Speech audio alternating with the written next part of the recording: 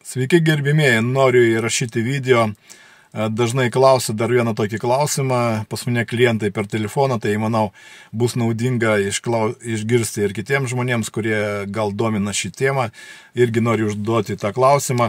Tai klausimas labai populiarus, labai dažnas, ar aš pats galiu, klientas klausia, ar aš pats galiu sumontuoti ten šilumos siurblį arba ten kondicionierį, sumontuoti pats. Dabar nagrinėsim šitą klausimą.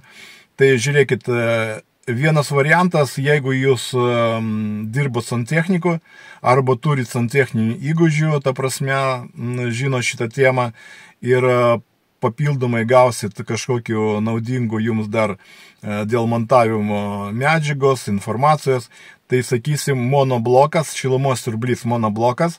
Jeigu jūs turite santechninių, kaip minėjau, įgūdžių arba tą specialybę santechniko, tai jūs galėsit šiaip tai sumontuoti monobloką, šilumos siurblio monobloką būtent, jo, kadangi ten nereikia dirbti su freonu. Tai šitas, kaip sakoma, sprendėm, jo. Visa kita likusios šilumos siurbliai split sistemos, kondicionieriai, šilumos siurblys oras, visur yra darbas su freonu. Tai, kad pagal visas taisyklės tą darbą gali atlikti tik žmogus, kuris turi leidimą dirbti su freonu, kadangi žino, kaip dirbti su freonu, nes freonas yra tokia specifinė medžiaga ir kitas dalykas yra ir kenksminga medžiaga aplinkai. Ir dabar tas freonas naujas 32, jis yra ir dygus, tai kad skystis, tai kad irgi reikia žinoti, kaip su juo dirbti. Ir įrangai, sakysim, kur su freonas yra, ten reikia valcuoti tas varinius vamzdelius, ten yra nemažas spaudimas, dėl to reikia irgi suprasti, kaip tai daryti ir turėti įrenginius. Čia vakuumos siurbliukus, pajungimo šlangai, po to valcavimo įranga, kur suvalcuoti teisingai, gražiai ir kokybiškai, kaip sakoma, varinius vamzdelius, kad sistema būtų sandari.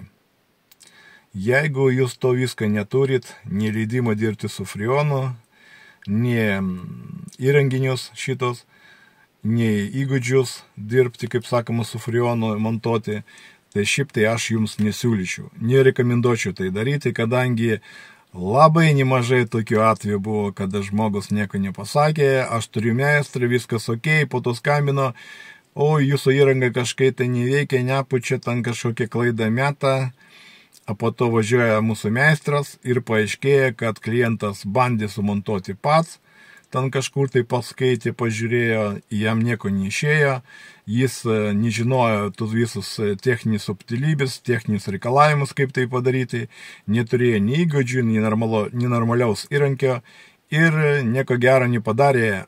Ir reikėjo perdaryti. Tai gerai, jeigu jis nesugadino tą įrangą, suprantat?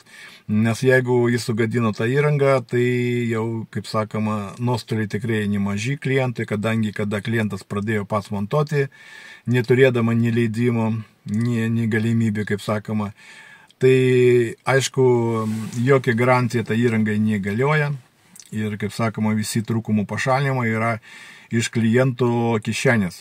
Tai, kad jeigu jūs labai norite eksperimentuoti, pas jūs yra, kaip sakoma, pinigų per daug, lišnas pinigos, ne, kaip sakoma, tai, ką aš galiu, aš, kaip sakoma, nesaugosiu jūsų įrangą nuo jūsų pačių, ja.